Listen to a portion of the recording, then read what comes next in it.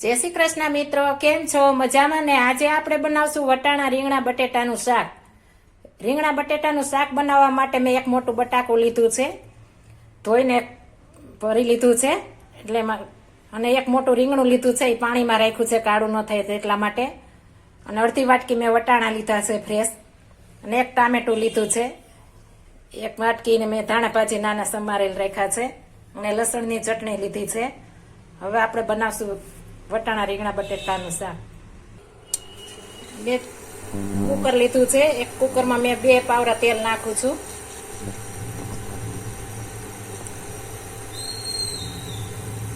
તમે તમારી રીતે લઈ શકો છો.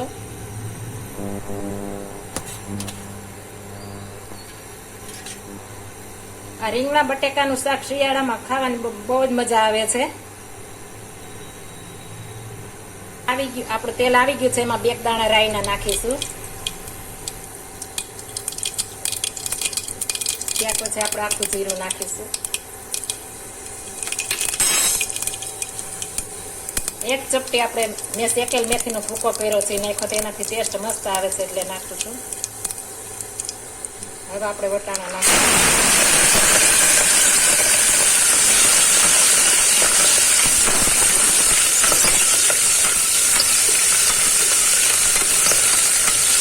આપણા વટાણા ફૂટી જાય ત્યાર પછી આપણે બટેકું ઉમેરવાનું છે. મસ્ત ફૂટી ગયા છે, હવે આપણે બટેકું ઉમેરી દઈશું.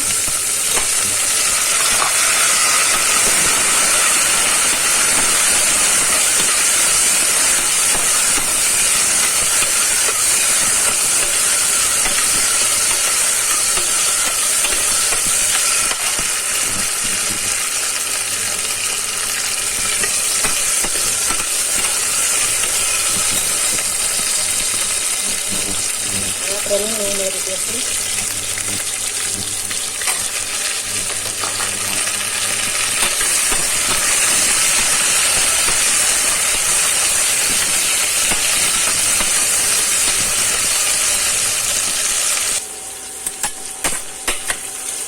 મસ્ત થઈ ગયું છે. હવે આપણે એમાં ટમેટું ઉમેરીશું.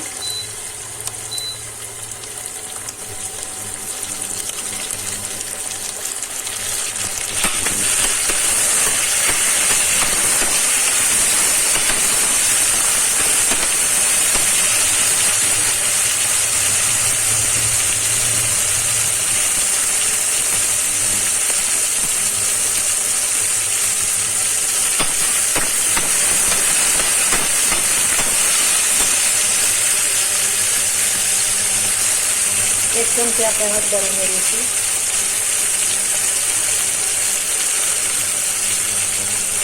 સ્વાદ પ્રમાણે નમક ઉમેરીશું.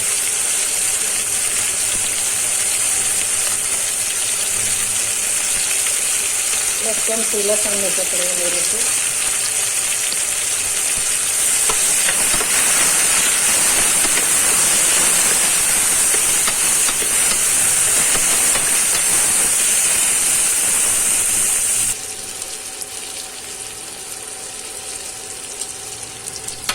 મસ્ત મિક્સ થઈ ગયું છે બધી.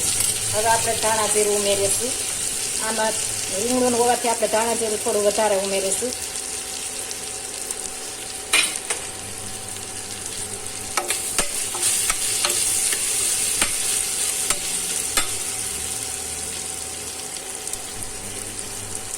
એક કપ પાણી ઉમેરીશું આપણે.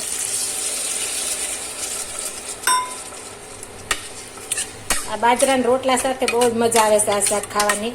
ભાખરી સાથે, રોટલા સાથે, રોટલી સાથે બહુ મસ્ત બને છે આ રીતના. હવે આપણે ઢાંકણું ઢાંકી દેશું. 4 સીટી વાગવા દેશું.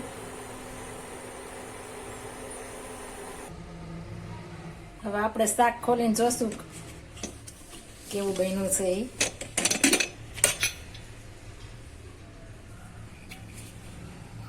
શાક મસ્ત મજાનું ચડી ગયું છે. મસ્ત ચડી ગયું છે.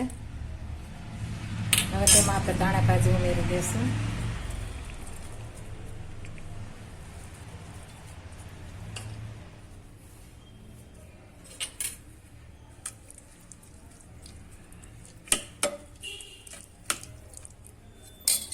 મારી ચેનલને લાઈક શેર અને સબસ્ક્રાઇબ કરી દેજો. Thank you for watching guys.